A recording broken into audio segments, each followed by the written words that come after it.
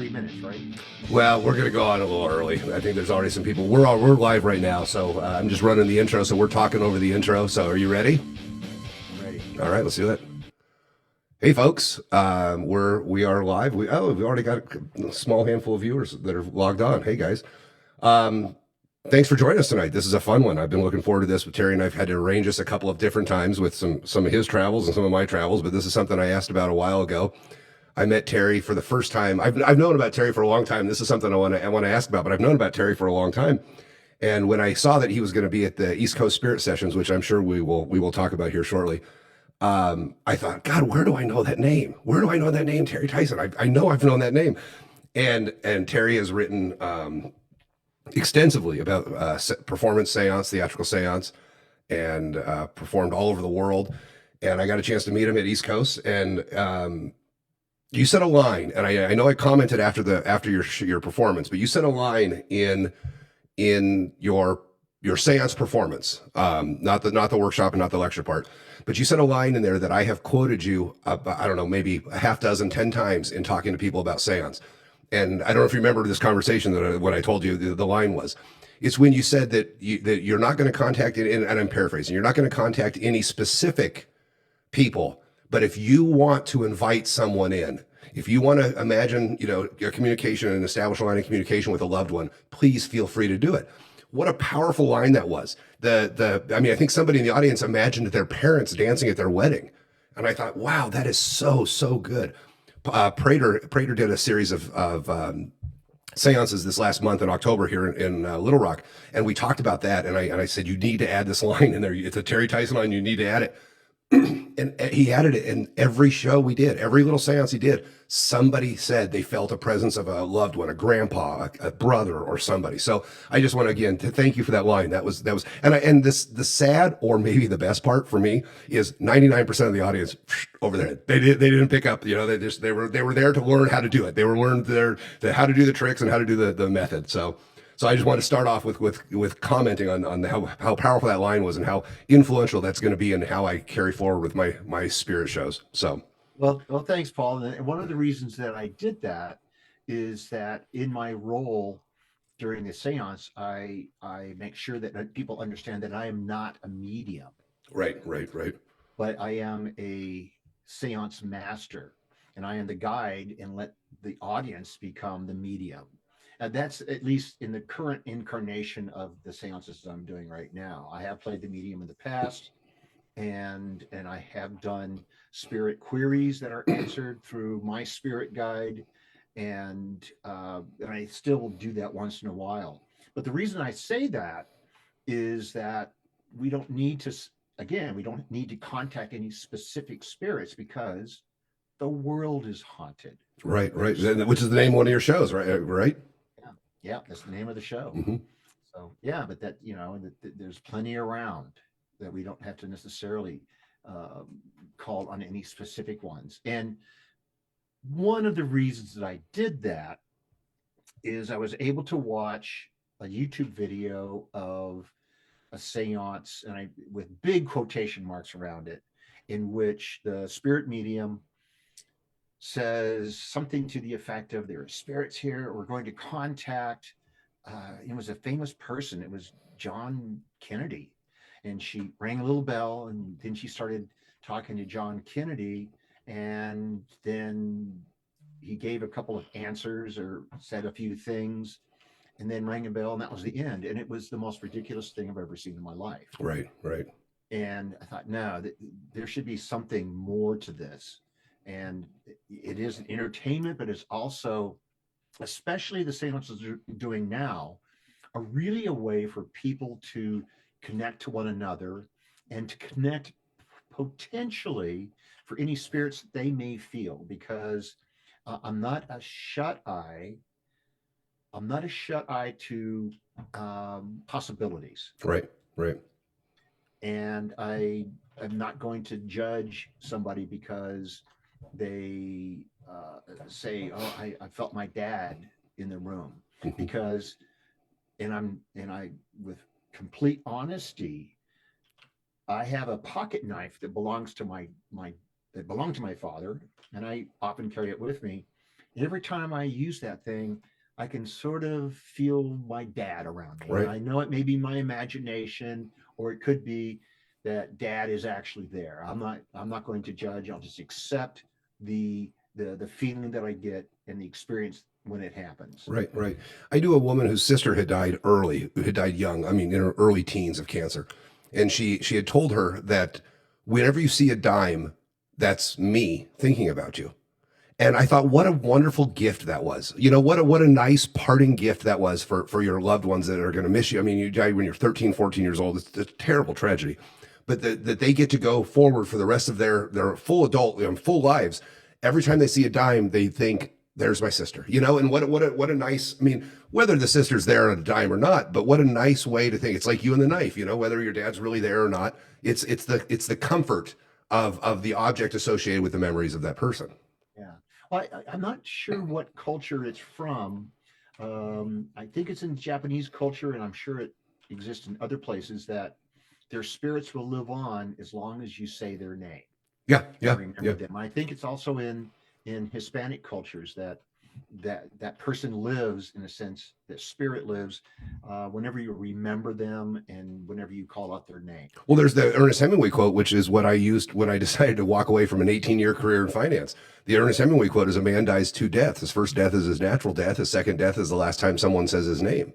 Yeah, You know, that's and I used to say that my kid would never brag about how good I was at Excel spreadsheets, or never brag that sometimes I got up for breakfast and my dad was already at work, and then when I got home, did my homework and went to bed, he was still at work. My kid would never brag about that, but I hopefully in the last 6 or 7 years have done some things that my kid will be like, tell her grandkids, "Oh man, you should have met my dad." That's, you know.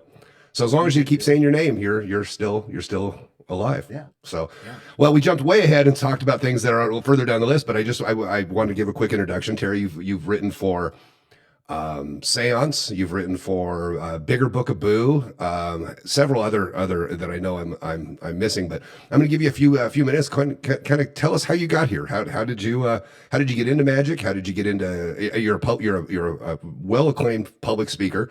How did you get into to where we are today? Well, when I was about 13, the Archangel Gabriel came to me and said, I will give you this magic kit to fight evil. There you go. And that's not true, of course. But it's a right about the right age. And I had received or actually purchased at a junk store a Dante magic kit. Wow. And they're very collectible now because they are high quality props and stuff. And this is a common story among all magicians. You get the magic kit, you watch Mark Wilson on television or whatever, and you want to do magic because it'll make you feel special or different or elevated amongst your friends. And I've monkeyed with it for quite some time until I was about 18, and I joined a local magic club in the Inland Empire. And there was a fellow there by the name of Doc Monty. And I never knew his real name. And he did some mind reading for me. And I said, how did you do that? And he says, come back to the next meeting and you tell me how you think I did Hmm. it. Hmm. So I did. And I came up with a couple of ways. And he says, yeah, that's pretty close. And he goes, you want to learn more about this? And it was mentalism. Hmm. And so that's really what got me down that path was Doc Monty. And he was definitely a con man. He was like three steps ahead of the sheriff. He would sometimes come into the meetings just for a bit and then leave, because the local sheriff was on his heels. And Lord knows what his real story was or what Right. his real name was. So he got me down that path. Add some more years, and I had the opportunity to meet Bascom Jones, Wow. who lived in Laguna Beach, and I was in Southern California. And it was I think it was a Long Beach Mystics meeting or show. And I talked to him, and I was just an early subscriber to his magic Hmm. publication. I mean, it's Hmm. just an amazing thing. And I said, I have some ideas, I'd like to share. And he goes, write them up. So I sent them to Bascom, and he published them. And so in those pages of Magic Magazine are my first published pieces. And I got to know Bascom pretty well. We would meet often. I would drive to Laguna Beach, and there was a cafe. We'd have coffee and chat. And he introduced me to other people, some well-known people. I got to meet Kuda Bucks, for instance. I got to share the stage with Kuda Bucks back in the day, and Bill Bixby, and knew Glenn Falkenstein and Willard. And just through association with different people, became a part of that community of mentalism primarily, and then got into spirit magic and spooky stuff through Ed Fowler, who was a member of the elders. I would drive into Los Angeles, and get home at 2 o'clock in the morning. And so I got introduced there to the spirit and spooky stuff and the bizarre stuff. And then one thing led to another, and I attempted to actually do this full time, and I starved. Let's say it was hard. Yeah, It's yeah. hard to make a living at this stuff. And I was telling this story to Jeff McBride, a few years ago, and I said, I think I just wasn't that good. And he says, maybe not. He says, I think you were just not old enough to be this kind of role in this persona that you want to be. You were too much of a kid. And I remember, Paul, I swear to God, when I first started doing shows more regularly, I had a beard since I was in my early 20s, and I would put gray in the beard To look swear to older. God, and look what happened. Right, right. It was a prediction of the future, and then did it for a long time, Paul. And I gave it up at one point because I didn't like the person that I was becoming. Um, we've all met them. We've all met magicians and mentalists who you really don't like Yeah, because yeah. they're assholes. Yep. And I was becoming that asshole. Okay. And it ruined a relationship that I was in. And I sort of had to walk away from it for a while, and then got drawn back into it a few years later. Unfortunately, during that time, I sold almost my entire collection of magic books. I had the color series by Max, signed by him, and I gave it away to a magic club in San Diego. They, I'm sure, appreciated it. Right. And since then, have been trying to recreate some of those books and getting them in the library again. And I started to use magic. So I gave up magic and went back to school to learn environmental sciences, and in particular, really boring hazardous waste management and industrial safety. And I was an environmental health and safety director for an international building materials firm for 37 years. Towards the last 10 years of that career, I was invited to speak at conferences, do workshops, and I started to put magic into those talks to illustrate message points. And it's not a new game. I mean, people have done it many times, but it really resonated with the people I was addressing, and it made the points. For instance, I would teach safety leadership, or how to create a positive culture in your company using pendulums. And it was part of a nightclub act I did, where my participant was on stage. We'd use the pendulum, do some interesting things with it. And then at a nightclub, everybody at the table had a pendulum. Before long, we had everybody, their pendulums were moving, and they were really cool. So I did that for this talk on cultural, building a positive safety culture and leadership and such. And I illustrated it with saying, by influencing, doing the right things, and positive messages, et cetera, this is it can be infectious to an entire community, an entire group, or a company. And before long, I think I had like 400 people in the room, and these pendulums were all moving, Yeah. and it just swept across the room.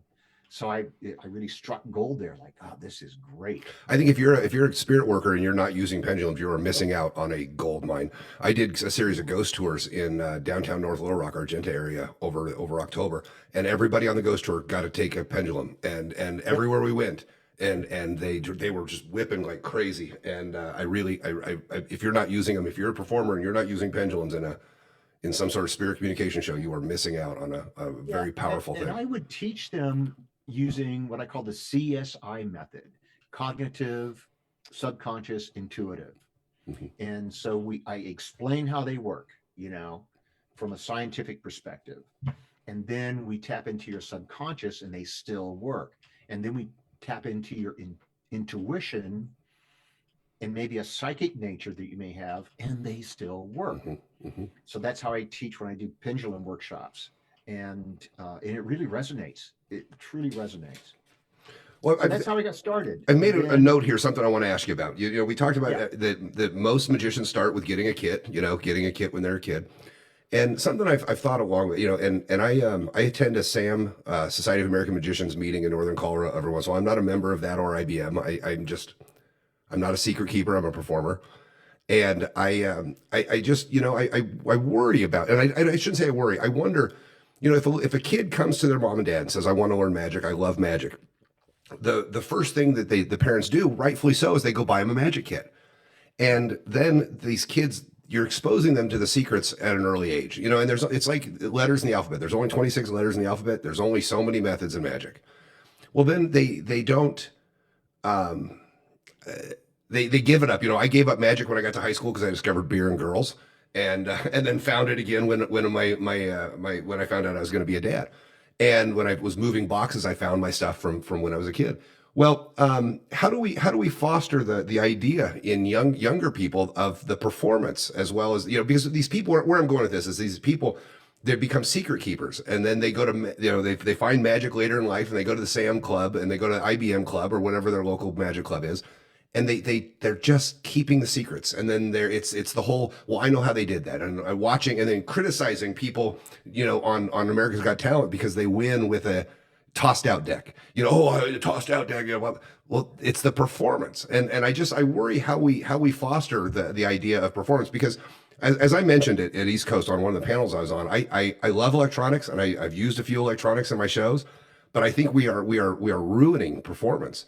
We are really yeah, making the idea of a performance less and less by pushing buttons. We're making shitty magicians, shitty storytellers, good magicians. We're making shitty storytellers good magicians because they just push buttons and things happen.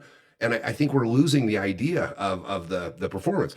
We talked a little bit before we went live about the idea of the story in magic. That the story is what's different than the kind of magic, the kind of performance that you and I do, and our close friends. We're not magicians. We're storytellers that weave magic in and out of our stories. It's something I'm writing my mystery collection book, and that's an idea that I've been writing about, is the idea that are we doing kids a service by just teaching them the secrets? I don't know how else you do it, but I it's think there is a way. I think there is a way. And number one is, don't give the magic kit. yeah. Give them the book. Well, yeah, That's two things. yeah, It does two things. It makes them work at it and figure it out on their own, as opposed to, I pull this string and this right. thing Or push this turns, button, right, or push the button. yeah, Give them a book, and you also have them read stories like Ray Bradbury, and not necessarily ghost stories, but stories yeah, that have mystery to them. yep, And so what that takes, though, is a mentor to do that. Say, read Bradbury, read this Mark Wilson book, yeah. and I want you now to do a routine based on a Bradbury story. And I think that would be a great teaching model for creating storytellers and magic that has meaning and is interesting, because otherwise it's just I mean, you can do magic and you can tell stories with manipulations, Hmm. card tricks. Hmm. But you can also tell a story with those if you just go one extra step. So I think that is what it takes is people that care about magic mentor somebody else and just give them a head start. Well, You don't maybe that's have what to we need to. follow them. Maybe that's what we need to charge our peers with is find someone to mentor, find someone to that is that and make bring it back to where you find like I've talked on the show ad nauseum about my friend the great Ludini, who I talked a little about before we came live, and everything I do goes past the great Ludini, and he's my mentor, he's my advisor on all this stuff. So Yep. I wanted to tell a quick story about the book, about talking about handing him a book. I did a series of shows in New Orleans. I was spending a lot of time down there doing shows, and magicians would come to the shows, which it is what it is. And after the show, a guy comes up and goes, "Where did you get that trick? Where did you get that trick?" I said, "Well, it's my own." I kind of, and he said, "Well, no, where did the idea come from?" Well, I wasn't going to tell him, so I told him it was in Tarbells. I said it's in Tarbells, which for those of you that aren't familiar with Tarbells, it's the Bible of magic. There's 8 volumes and it's got everything. And he said, "Well, do you know which volume?" And I said, "I think 3." I don't know what the fuck, Terry. I don't know where it is. I made it up. I swear to you, 2 months later, he came back to a show and he said, "I read 3 and it wasn't in there. Can we talk about this?" And I said, "Yes, let's go have lunch." So I knew that he wanted to do the work. He wasn't just asking me to tell him, what the download was or what the button was or the, and, so I told him, I said, so I've told Zeke Powers and I now, when anybody asks us how we did something, we say, especially if it's a magician, we tell them, "Oh, it's in Tarbells." Or about three, So actually. yeah, right. So we've got a handful of viewers. If you guys have any questions, type them in the comments, and you can ask them live. We've got a small handful of people live. So Terry, you've got your first appearance was in your first published contribution to Magic was in Magic by Bascom Jones, and Yep. you've written for Seance. Talk a little bit about the Seance. I mean, I think that book has become kind of it's a classic. It's a classic for the performers. But talk a little about working with the guys at Seance. Yeah. So Scott Davis, am I in focus, by the way? It feels Yeah, like no, I'm you're not. fine. You're fine. Okay. Yeah. It's just on my end. Okay. So in any event, um, because I knew Ed Fowler, Leo Koska, and a handful of others, and I would do some stuff, because I do have a literary background as well. Like Paul Prater, I was an English major, in which you learn how to say, "Do you want fries with that?" You know, Right. And I got a comment. Prater was going to come over tonight and be the co-host with me on this. But he's not feeling well, and so he's getting ready to go for a little vacation for his birthday. So he decided to tap out tonight. So yeah. So, well, give my best to him. So, in any event, and I started putting poetry in my seances just because I love poetry, and then I used to write my own poems for my seances, and it got somebody's attention, and I was contacted by Scott Davis, who also knew Larry Keene and a handful of others, Jim Magus and Eugene Berger, and said, "Hey, this is what I want to do. I want to write this periodical about seance in particular. Would you like to write for it?" And at that time, I was also putting together some seances for um, some friends who were having a special event. And that was one of my columns, a regular column based on this one seance that I did that was very involved. We put together a backstory. We put together video of spooky things happening in the house. And this became this event that I would love to recreate, but it mhm. was so much work, but it was also great proving ground for myself that I could do this. And then I started writing some more. And David said, "Hey, do you want to write a column?" And sure. So I started writing the column first, and that again that creates this nexus of people and stories and ideas. And then at about that time, I was finishing up my premiere seance called An Evening with Anna Hastings. And so I gave this to Scott. he gave me a special issue. There's a Terry Tyson issue, and there's a picture of this young man that allegedly is Terry Tyson. I've seen the picture. I was going to pull it up, but I decided not to. So you can if you like. It's when I had no gray. Yes, dark black hair. Yes. Oh yeah. I'm looking very pretentious at that point, and that just almost like dominoes hit here and here, and I tried new ideas, and then I got into the not only the PEA, the Psychic Entertainers Association, which I have my card in my wallet. I was member 113. Nice. And you won a big award recently, or was it a year or so ago? Yeah, it was this last year, this year, and it was the Ted Anneman Award for my work in mentalism. Because, to be honest with you, Paul, I started out, and I still do mentalism, and Right. I sort of consider myself a mentalist who can also do seance. That's the same. Yeah, I think we you pigeonholing yourself as a seance person is great if you have a venue that does that. But I think that we're magical, we're mystery entertainers, which I think covers the whole gambit. And storytellers. I mean, I think that's the basis, as we talked about, is storytellers. That's right. exactly right. And in fact, I would say that a mentalist has to be a good storyteller. If you do readings, you create a narrative, and you may or may not have any information about the person you're sitting with. And unless you are able to put together a narrative that weaves all of these different bits together, you're going to be a really terrible reader. And I think as a storyteller, you can, even with this much information, you can create an authentic and an appreciated reading for somebody, because you can tell a good story.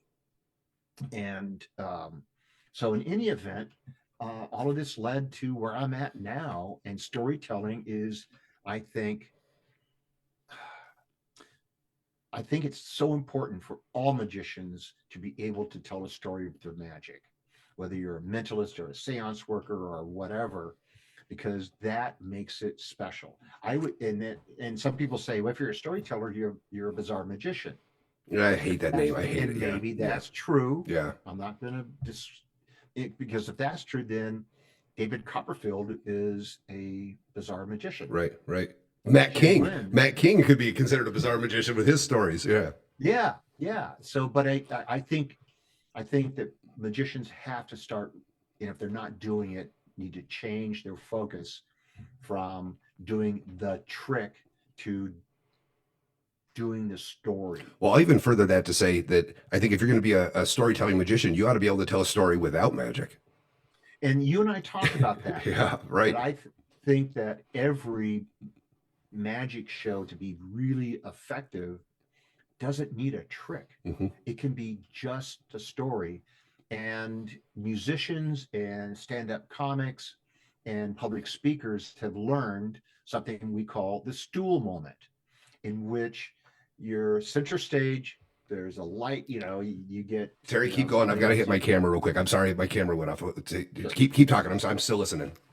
Okay, so you'll get the musician. Springsteen is very good at this, in which he will sit with a guitar and play an acoustical number, but he always has a story associated with, like, my dad taught me this song, or I was in Jersey in '87 and I met a girl or whatever, and they played this song for her. And because of that, you can make incredible connections between yourself and your audience, and your audience will feel like you're talking directly to them. Absolutely. And it's like, oh man, so if you're not incorporating some kind of story moment, either it's with or without a trick, you are missing such an incredible gift that you can give your audiences. They will walk away like, I like that guy. Right. Well, it adds a bunch of... I'm sorry. No, because it makes you a human being, and they can identify with what you're trying to say, because we all have basically the same lives, and wants and desires in life, to be loved and to be sheltered and all of those things. And Maslow. But by using storytelling, you can create a connection that is so strong. And if you're not doing it, you're missing out on, frankly, bookings. Right. Well, it adds so much authenticity to your performance and to your show. You know, the my some of my best friends are magicians. For example, we'll talk about Paul Prater, we've mentioned, and Zeke Powers.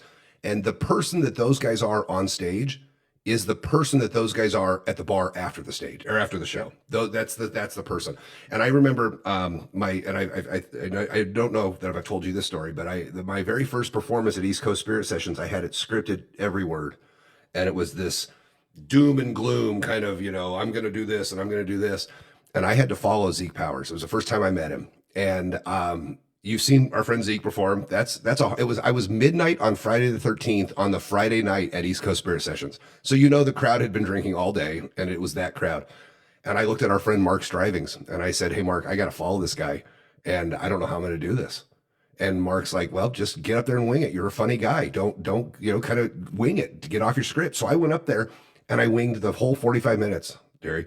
I knew my routines, and I just threw life stories into it. And it reminded me, while I'm up on stage doing this and telling stories of that weren't part of the script at all, that just kind of fit, just kind of flowed through. I remembered what I told my kids all growing up. If you tell the truth, you don't need to remember your story. Right. And if you get up there and are this inauthentic, false character, that you're not off stage, I think people figure that out. I think the audience figures out that you're a phony really quickly. And so my show is you've seen the bits and pieces of the imaginary friend piece. That's me. That's a true story. I mean, it's an absolute true story, and it's the whole show has kind of become autobiographical, I guess. So it adds quite a bit of authenticity. And again, I tell the stories because they happened. Yeah, there you go. I think it's very important, and I always appreciate those that I always appreciate those performances and those performers, whether they're doing magic or anything else, that lets us in just a little bit, just a little bit. Anthony Hopkins, uh, we learn a little bit more about Anthony Hopkins every time he's on stage or in the screen, because there's a little bit of Anthony in that character every time. And I think that's important. So anyway. Well, and it's fun because there's been several people that have been actors or comedians or that I followed for a long period of time, and then I get a chance to meet them, and I feel like they're my friend. I mean, not just because and the flip side of that is I got a chance to meet Chevy Chase, and I'll tell you what, that guy's a dick. That guy was an absolute prick. Yes, I will tell you a story. Please. Yes. So because I worked in a certain industry, I did health and safety for often mining operations. And one of the sites was in the San Gabriel Valley, and I was contacted by Dan Aykroyd, of all people, and his um, location scout. And they wanted to use one of our sites because it looked like something they needed a dirt road, and they needed a mine and all this stuff. And so we got and Aykroyd come on. We got in a van. We're driving around. Aykroyd was all business. Nice guy, but all business. On the day of the shoot, there was like 3 days, and we had John Candy, Demi Moore, and Chevy Chase. This would have been for Nothing But Trouble, I'll bet. The movie Nothing But Trouble? Yep. What a piece of crap that was. Oh, well, that's the story that Chevy Chase told that makes him okay. I'll follow you up with this. So anyway, so myself and my assistant were on set to make sure that they didn't get hurt and that they were doing okay. And we just got to watch the filming and the sequences there. And John Candy was a complete jerk. Oh no, that breaks my heart. He was all coked up. Yeah. And I don't want to say things I might get in trouble with, but he was not a very nice man. Yeah. Demi Moore was the most beautiful woman I've ever seen in my life. She was as pretty in real life as she was on camera, and very sweet. Chevy Chase came on, and this was during craft services time, and he was very nice and very, engaging with people. And then you could tell he switched off Chevy Chase on stage Mhm. or on camera to Chevy Chase, the person, and he wasn't really a nice guy at all. Yeah. So it was interesting. Aykroyd was totally business. I mean, not saying it's a bad thing, but he was trying to make a movie, Right. Right. and yeah, nothing but trouble. It was, oh, what a terrible, terrible The movie. best part about that movie is the Digital Underground is, and Tupac is in it, doing the Digital Underground video. That's the best part about that movie. So I went to a screening with some buddies in Denver of Caddyshack, where they had Chevy Chase do a Q&A. And I'm going to blame a little bit of the attitude from Chevy Chase on the guy, Brett Sonder, the interviewer from one of the local radio stations, was a terrible interviewer. Terrible. He asked Chevy Chase, so what is your favorite movie you've ever done? And he says, Three Amigos. That was it. That was it. There was no follow up. And then Brett Sonder says, what was your least favorite movie you ever did? And he goes, Nothing But Trouble. Next. And it was just like, oh my God. And so finally Chevy Chase says, listen, this has been fun, but I got to go take a pee. I'll be back. And he gets up and he leaves the stage for like 10 minutes. He's gone. And we're all just sitting there like, is he coming back? And then he said terrible things about Dan Aykroyd, and he said terrible things about Demi Moore on the set, because Brett finally figured out I better ask some follow-up questions, or this interview is going to be 30 seconds long. But I was really, where I'm going with this is I was very disappointed that I felt Chevy Chase is such a good actor that you feel like Clark Griswold is your uncle or your friend or your neighbor, and then all of a sudden it's broken when you meet him. It's broken. They say never meet your heroes, and I guess that's the shits of it. Yeah, see, I warned you, Terry. This shit goes off the rails real quick. So Yeah, it does. I noticed that. Are you sure we're not in a bar somewhere? Just right. So I finished my gin, by the way. okay, well, if you need to take a break to go get another one, we got Good, okay. good. So let's talk about that. We're gonna scatter all over the place, but you've been a gin drinker for a while. You're a gin connoisseur, and recently delved into bourbons and whiskeys. So talk a little bit about what's your favorite gin. My favorite gin is 47 Monkeys, Monkey 47, Okay.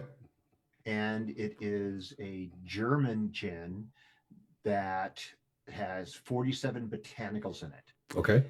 And it comes in this lovely little short apothecary brown bottle with a great label. And I'm convinced that the name actually comes from not the 47 botanicals, but that this little bottle costs $47. I'm convinced of it, but it is delicious. It's complex. Um, gin has to always have 51% juniper in it, but they blend other things into it. And depending on the distiller and what their um, point is, like what are we trying to do, they will put in the local botanicals of a particular area, or there's one called gray whale or blue whale. I don't remember now, but it comes in a blue bottle, and they take the botanicals from the West Coast. The blue whale does this wonderful migration, and they take a little bit of this, a little bit of that, a little bit of that. So it's very complex, and so that's why I like gin, because it's delicious, and I think it is. You can do a lot of things with it, or you can just drink it over ice and sip it. Once you get past the first shock of like this is rocket fuel, Mm-hmm.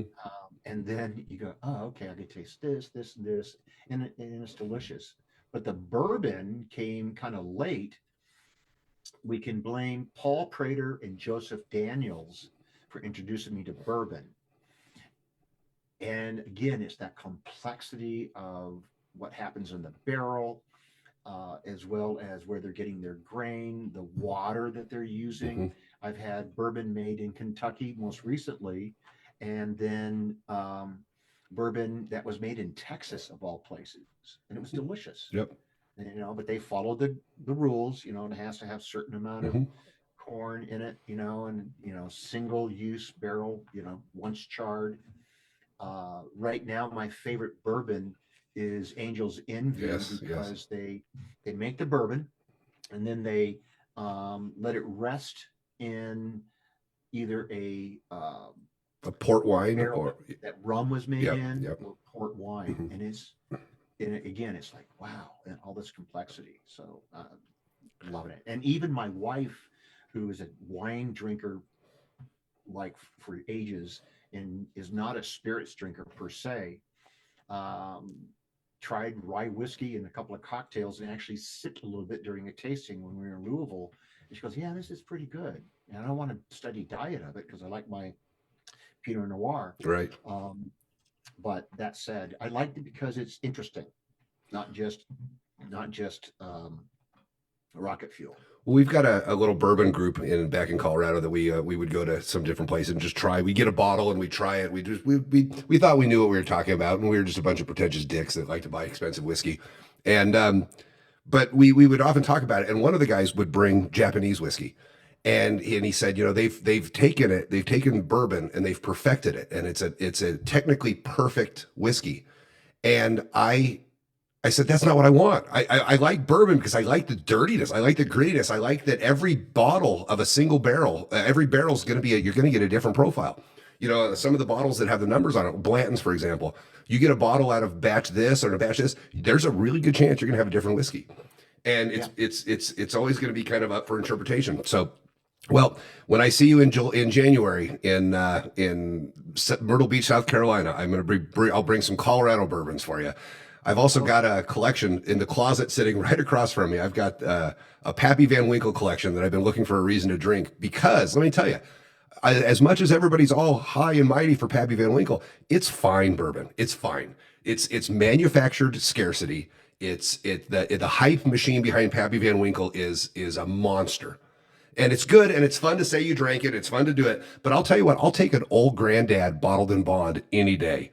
You know, or a Blanton's. A Blanton's a little bit harder to find than old granddad, but there are so many good whiskeys at the 20 to $30 price mark that yeah. I mean, you're paying $3,000 for a 10-year Pappy Van Winkle. I'll take $3,000 worth of bottled in bond old granddad. My favorite whiskey for an old fashioned is Maker's Mark Oh because yeah, it's, yeah. Yep. you know, I think it makes a perfect old fashioned. So East Coast Spirit Sessions just commented on the thread and they said, "Okay, I'm going to get a drink." So while the somebody, who knows if it's Steve or Vlad, I don't know who's watching, but I want to talk about East Coast Spirit Sessions for a little bit. It's where Terry and I first met. I've been to, I think, all but one or two, and I want to tell you, it is without a doubt the best magic convention that I've ever been to. It is not. There's no fat. It's been trimmed down to where it's buddies, and it's as Terry and I talked about this earlier. I don't even look at it as a convention anymore. It is a reunion. I get to see my people there. I get to see, you know, Eric Johnson, Harry Houdini. I love that guy. I see him once a year, and it's like I just talked to him the day before. But East Coast Spirit Sessions, I owe most of what the Mystery Collection is today to my experiences at East Coast Spirit Sessions. So anybody out there who has any interest in performance, storytelling, magic, if you do anything, if you invest in your show and invest in yourself, come to East Coast Spirit Sessions. Well, you know, what's really nice too about that is, you know, even though seance is the primary focus, you will see on any given session, you will see four different kinds of seances. Mhm. And I love that. And I often say, well, what kind of seances do you do now? And I use an ungimmick seance right now. Mhm. And it doesn't mean I won't go back to the toys and the gizmos, but it's ungimmick from beginning to end. And people have not seen that. I did it last year. You saw it, Yeah, Paul, yep. and I don't think anybody's seen anything like it. And you're not going to see the the different kinds of seances and the different kinds of approaches anywhere else. Well, And it is Steve. It's Steve that's watching. He made another comment, and I want to tell you, Terry. I don't know if you've seen this, but a couple years ago, Steve Gibson did his red light seance, And I will say, for a theatrical seance, gimmick seance, it was without a doubt the greatest sit-down seance I've ever seen. It was I can't wait to see it. unbelievable. And I was in the group. You know, Vic Nadata is one of my absolute best friends. I care more about Vic Nadata than I care about most of my family. And he was in the group coming in, and I said, Vic, you are about to see the absolute best thing you've ever seen. And Vic comes back out and he's like, oh my God. So we need to get Steve. Here's the call. Terry Tyson and I are demanding a repeat performance of your red light seance sometime soon, because Terry, you would love it. It was so good. I can't wait. Oh, So Steve. And I'm a big fan of Steve. He does such an incredible job and help putting this thing together. And I have tons of respect for that dude. yeah. And I'm glad to have met him and hopefully become closer friends with him. But I've also said that there are many different kinds of seances. Mm-hmm. There are no wrong seances. They're just different kinds. However, there are bad seances as well. So that's why I say it doesn't, when it comes to seance, there's so many kinds of things you can do and different kinds of approaches that there's no one that is, this is the kind of thing you should do. Some people do the Hollywood movies type seance. There's others that do more of the spiritualistic church type of seances, and I love them all. So you mentioned there are bad seances. Expand on that a little bit more. I want to hear some because I think I know where you're going with it. And yeah, I think number one is a new magician that wants to put on a seance, and his point of reference is either the Haunted Mansion or some movie that he saw and said, this is what a seance is supposed to be like.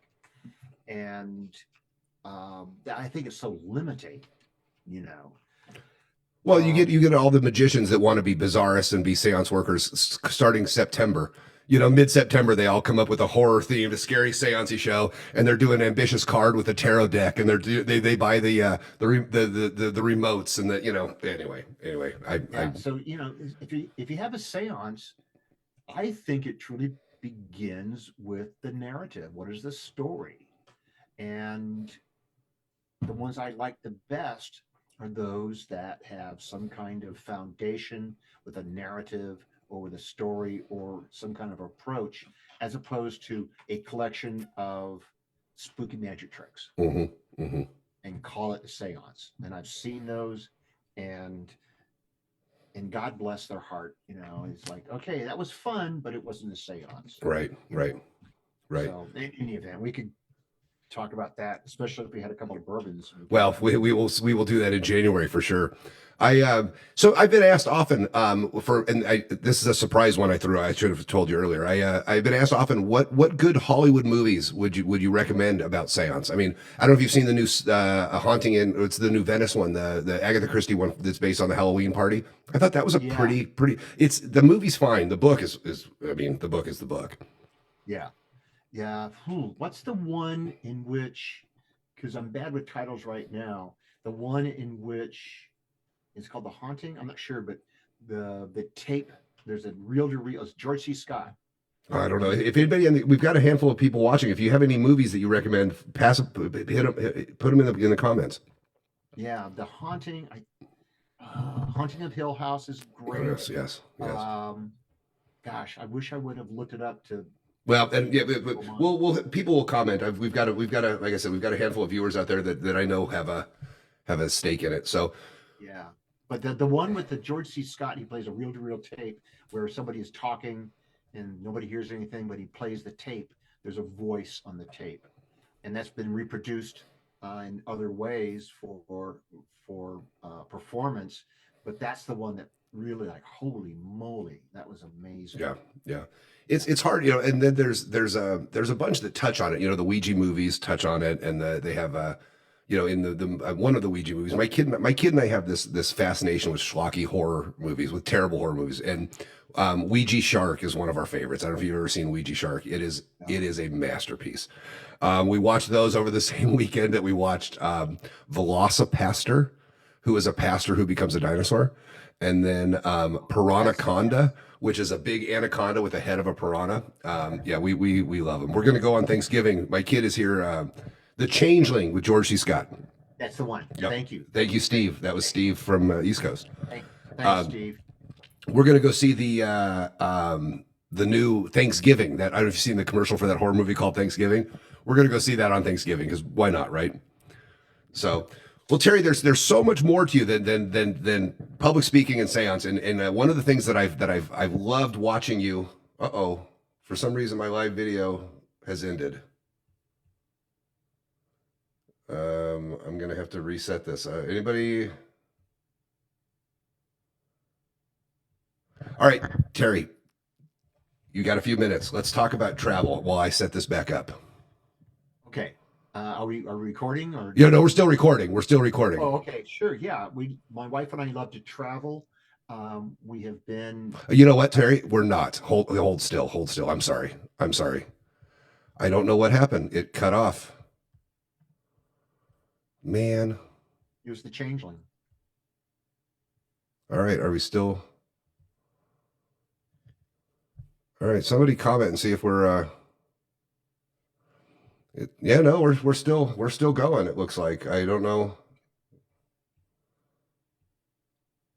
God, I am the worst tech person in the entire world. It says, according to my screen here, we're still going, but I'm watching the feed and it says we're not. So let's see here. We'll fix it in post. No, it looks like okay, we're still okay, I don't know what happened. We're still good. All right, good. Well, and I don't edit because I don't know how to do any of that. So this is all going to be part of the podcast too. So you're welcome, everybody. You get to see a little behind the scenes Paul fucking this up. So thanks. Okay, so yeah, we're still good. Okay. Travel. If you go through your Facebook page, you have been everywhere and always having nice cocktails and nice food and beautiful sights. What are some of your favorite travel stories? One of my favorite places most recently was the trip to Jordan and to see that and to see Petra. We had a wonderful guide. You walk in this slot canyon. Oh, by the way, I'm a big hiker. I used to teach rock climbing, and so I was an outdoors guy and was going to be a park ranger and find out they didn't make any money. And I was teaching rock climbing, and I had a 75-foot fall from a rock face. And I didn't break a bone, but it really, really messed with my mind. So I've tried climbing a couple of times since then. I get the sewing machine leg, it's doing that. It's like, you know what, that part of my life is over. But I like to hike. Zion National Park, before it got too crowded, was one of my favorite places. My ashes will be spread there because Zion is, it's a Hebrew word for a place of respite and peace and salt and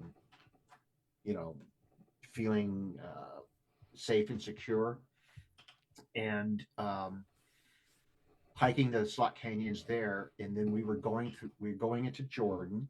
We had been to Israel, we'd been to Egypt, and then Jordan was like one of our last stops, and it could double for Zion National Park. And we're walking through the slot canyon. Our guide was brilliant in that he directed our attention to up the canyon wall. And he goes, if you look up there, there's a carving, to come this way and turn and look up there. There's carving, you see it, and we go, oh yeah, okay. He goes, now turn around. And we were just at the spot where we turned around. There was the treasury that Indiana Jones came out of. Mm-hmm. And it was like this ta-da moment. And I got kind of choked up and discovered that Petra is not just those few structures that you get to through the slot canyon, but it's an entire town, ancient town with suburbs and shops and things of that nature. So that was probably my favorite spot. I love going through Europe, but after a while, it becomes the ABC tour, another bloody church. Yeah, right. And I love it. I love Paris. I think Paris is just the best city on the planet. And I love London because it's so vibrant, a lot of history there. And my friends, I have many of my mates, Luch and Tom Chesser is two of my buddies that live there. Um, we got to go to Italy, and I spent about 4 days through an event through Vanishing Ink with Luke Germain, Wow. and I was a big fanboy with Luke, and found him the most approachable guy. We talked about things. He sketched out some plans for some lighting when I do my psychometry routine. One of my favorite things to do, and so Tuscany was pretty awesome. Italy was awesome. Jordan, I think, was a life changing event when I went to Jordan. Have not been to the. I want to go to Vietnam and to Cambodia as That's on my well list too. as Yeah. to Yeah. the Asian countries. Haven't touched that yet, so that's high on the list. This year, in the fall, we're going to hopefully do our UK, Scotland tour in Ireland, and while I'm in London, I will probably do another Alakazam Academy with Jamie Dawes or just Mhm. myself, because I did one a few years ago, and so that's planned. Go to the Magic Circle, of course. The Magic Geeks and me will, you know, we'll meet there. So yeah, we love to travel, and I also want to do um, Antarctica as well as the Galapagos. Those are some bullet point, or Hmm. check Hmm. marks. I want to visit Richard Webster in New Zealand, and I want to hike in New Zealand because it's like the Eastern Sierra, and I really want to see that. So yeah, we'd love to travel. And Venice. There's two cities overseas that I could live in. One is in Paris, and the other one is Venice. Yeah. Venice, I really got this incredible, mysterious vibe when I was there, and every little alley. I don't know, the spirits of Venice were talking to me, and just thought it was remarkable. I Just spent a day in Venice, and we did the little canal tours of boats, and my kids were just over it, but it was fun in Venice. But yeah, but I agree that there's just something magical about it for sure, for sure. yeah, yeah, So well, that my next question was, where do you want to go? But you went ahead and answered that one yourself. So thank you. yeah. But so here's the question that I ask everybody, and I usually don't give them the heads up, but I gave Terry the heads up. So um, the Terry Tyson Music Festival is coming to your town. You get to pick the opener, the middle, and the closer. You've had a couple days to think about this. Yes. So the opener is Jethro Tull, going back to my youth, and prog rock or art rock, whatever you want to call it. And their playlist will open with Sweet Dream. Somewhere in the middle will be Skating Away, and will end with Teacher. And then a Yes. bonus, as in the encore, will be Reason for Waiting. I think that's the sweetest love song that Tull has ever done. I just love it. The second act is Oingo Boingo, opens with Just Another Day. Um, it has We Close Our Eyes somewhere in the middle, and ends with Insanity. Although they'll have to change the lyrics because there is a Danny Quayle um, reference in there, and we have to make it a little more timely and add somebody else's name. And then So you skipped Dead Man's Party. Is that in there somewhere? that's going to be played at my funeral. Oh, okay, okay, awesome, Yeah, so awesome. I think that's just like too easy. I want to pick ones that are a little more obscure, especially Insanity. I Right. think Insanity is a great song. And then their encore is No One Lives Forever. I think that would be great. And then the final act would be Disturbed, and with Down with the Sickness, Stricken, and then at the end of the set, Sound of Silence. And their encore piece would be a cover of Bodies by Drowning Pool. I Yep. think that would be a great way to end the set. And I love when they do covers. I think it's pretty great. There used to be a music festival in northern Colorado that I loved called My Favorite Bands, and they would all have all these Colorado local bands do cover sets of their favorite bands. It's great. And I thought that was really kind of fun. I thought that was really kind of fun. So Yeah. the Well, I'm looking forward to, I've got a milestone birthday coming up, but I'm looking forward to the next 20, 25 years. I've got lots of things I want to do. you got the big 5-0 coming next year, right? No, the big 7-0. Ah, yeah, yes, yes. Yeah, thank you for being so sweet. Bless your heart. So, well, I've got the little notice that my recording. That's what happened. I see something. I got to figure this out on my camera. So, Terry, I think you've got a couple new projects in the works. Talk about Yep. Six Doors. Talk about Six Doors. So the six doors is my approach to an everyday carry for the mentalist, but primarily for the bizarrist. And it's no great shakes when it comes to the um, method. It's methods we all know, but it involves symbols, and there is the opportunity for the performer to tell stories about these six symbols. They can be then used as a basis for a reading, for giving them a person positive intentions, because I think that's one of the things that we should always do in our show is I am not a doom and gloom guy.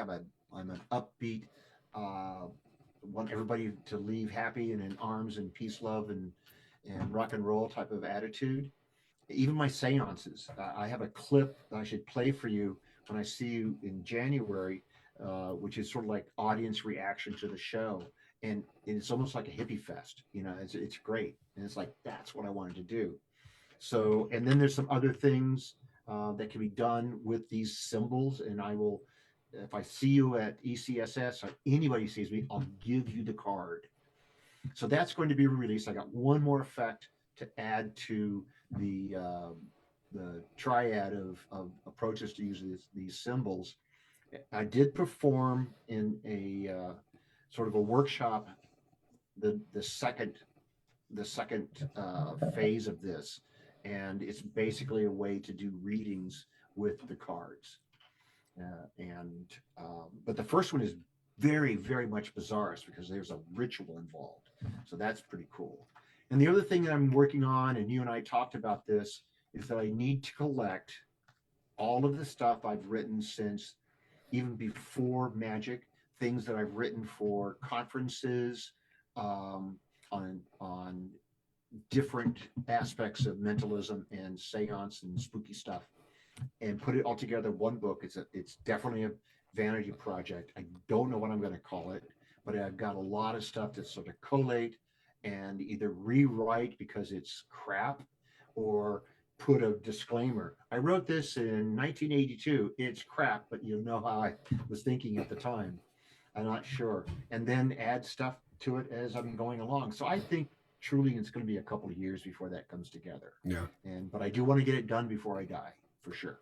I've been helping Vic Nadata with Gemini Artifacts. I've been helping him for the last several months put together the Gemini Artifacts, the collection.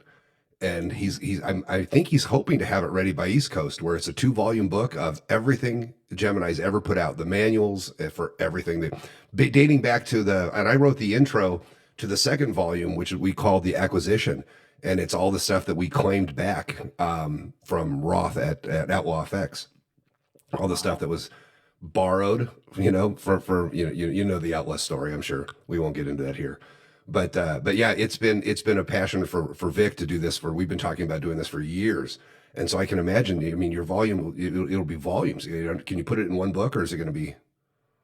I don't know.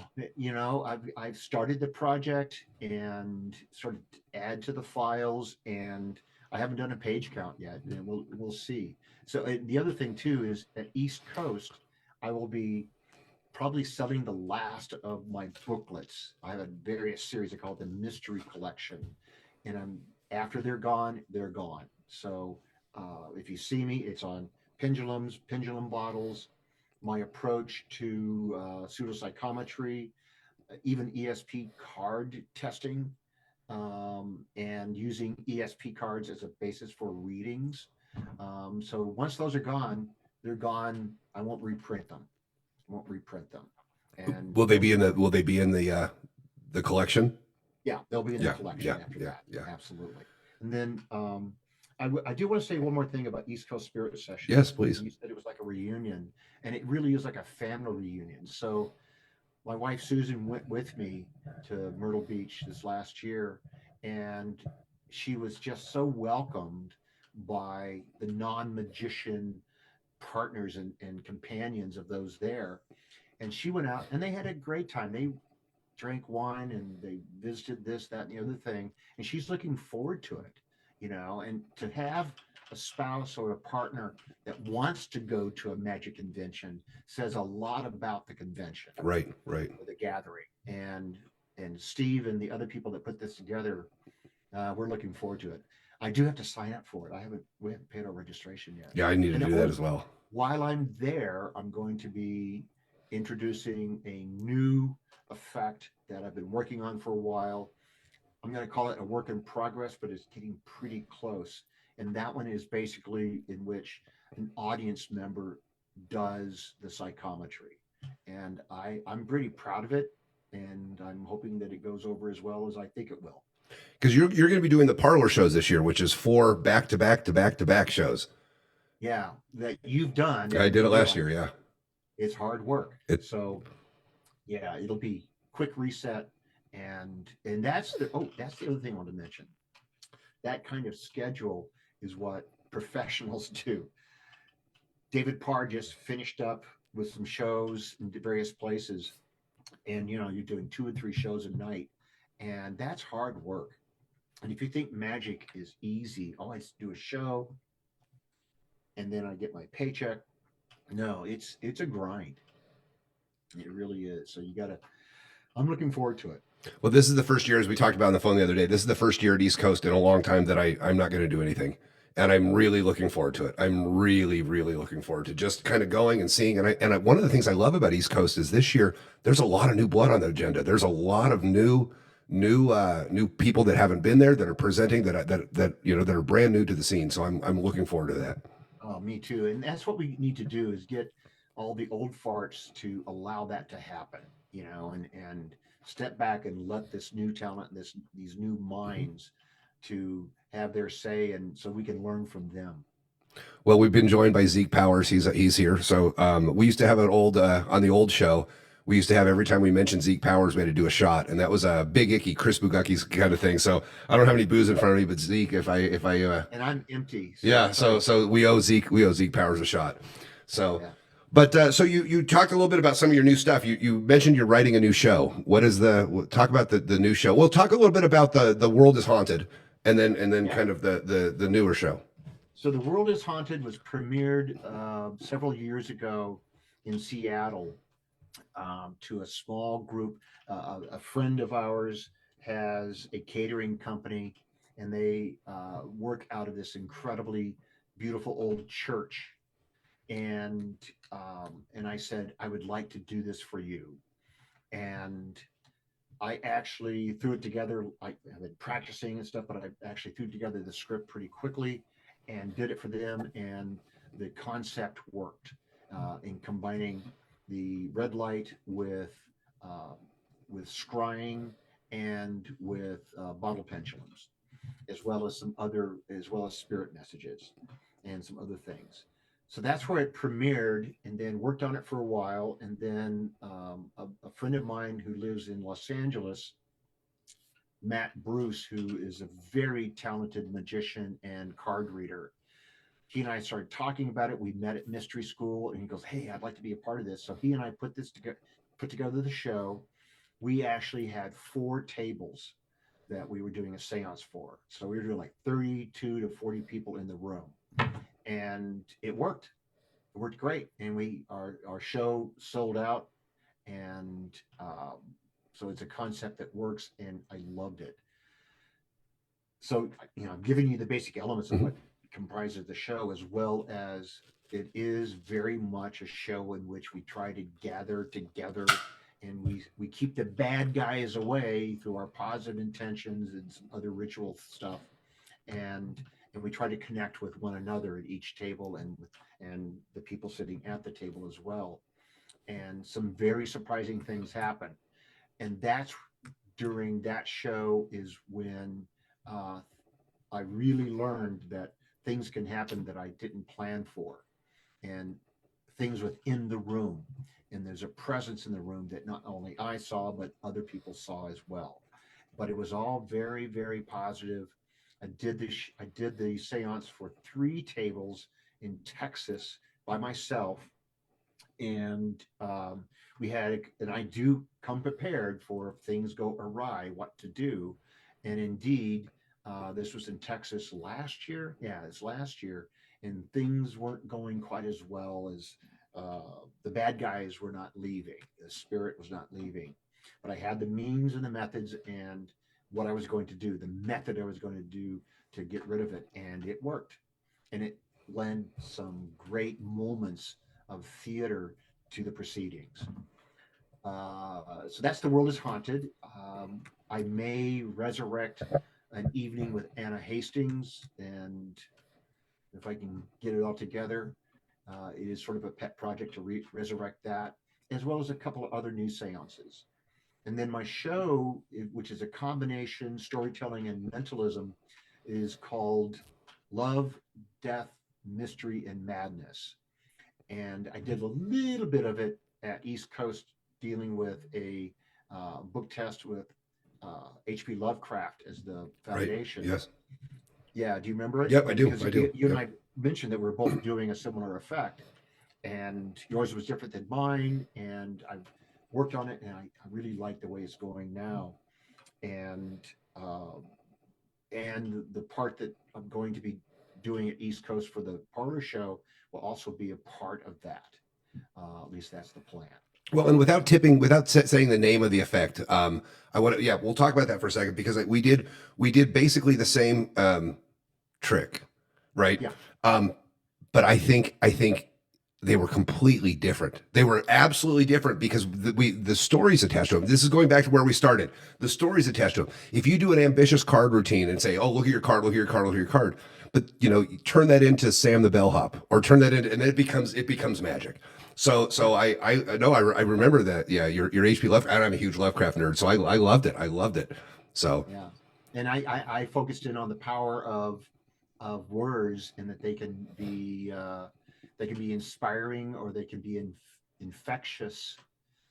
And I aligned H.P. Lovecraft to Mein Kampf, mhm. that you have to approach H.P. Lovecraft carefully, because some of the things he talks about are madness, and of course his rampant racism and xenophobia and things of that nature.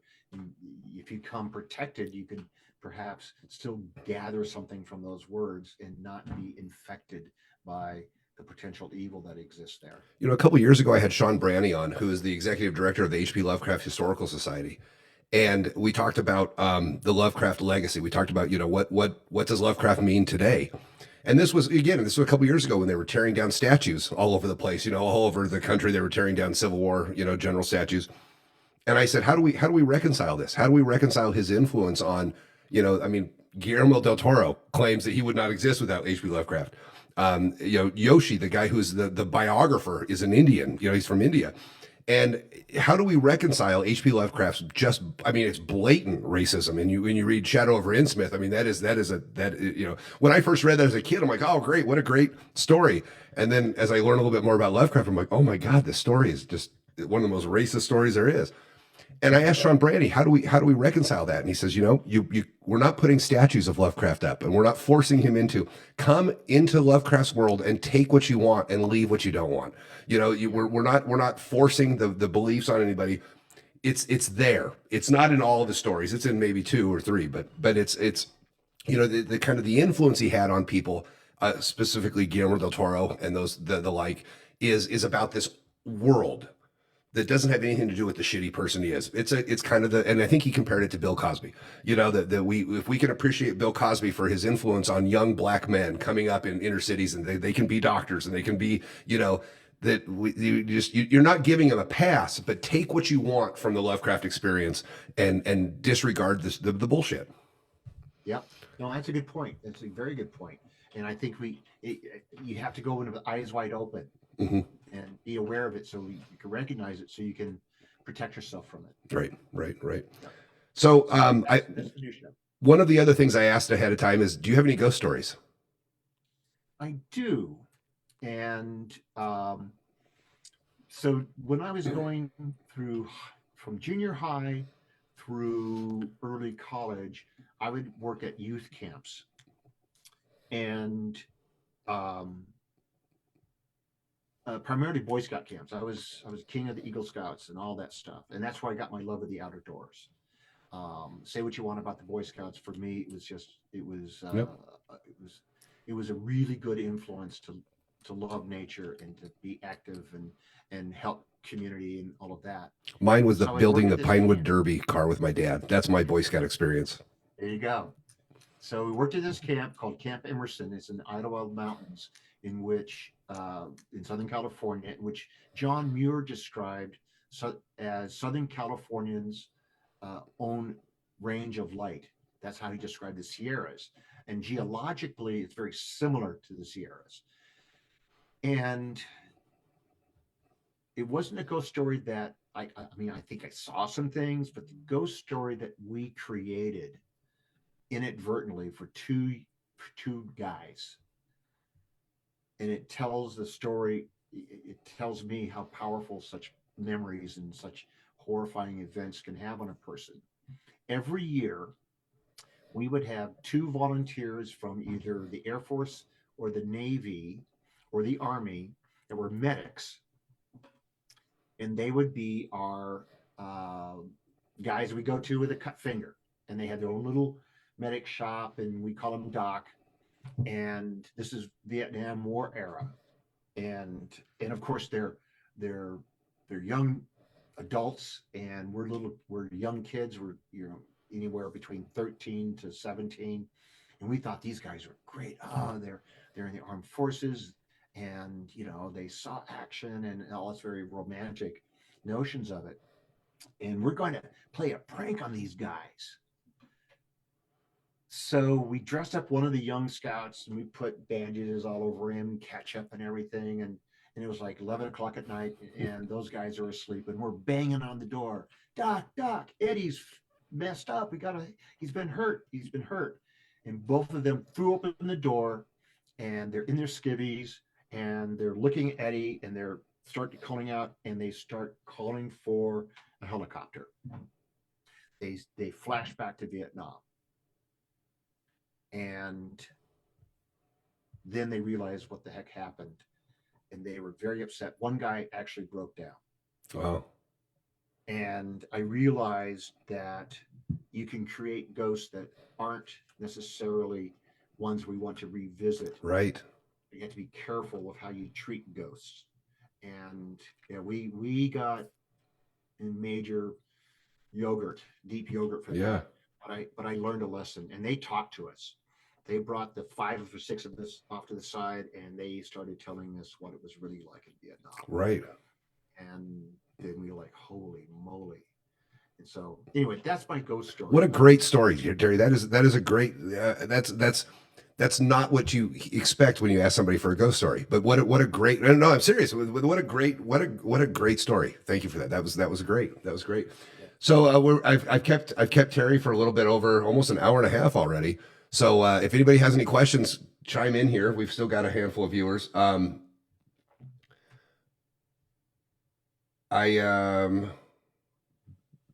Bill Montana's joined us.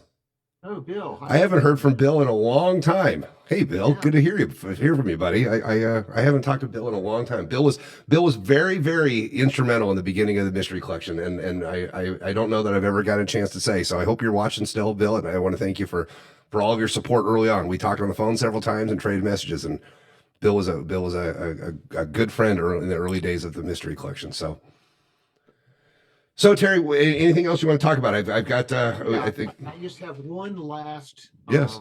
advice for people who are doing seances.